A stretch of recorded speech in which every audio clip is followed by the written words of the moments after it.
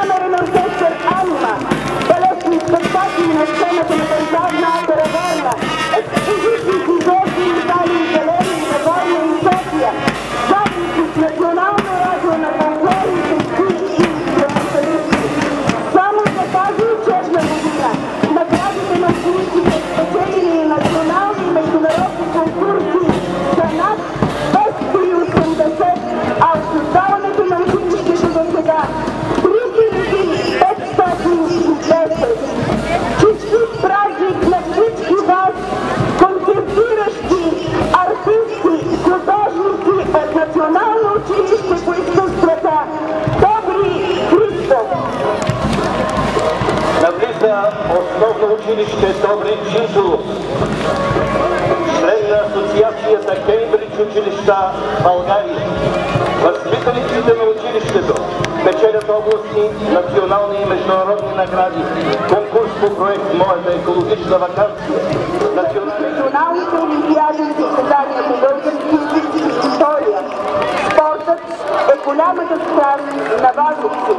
Работи се съвместно с футболен клуб Спартак.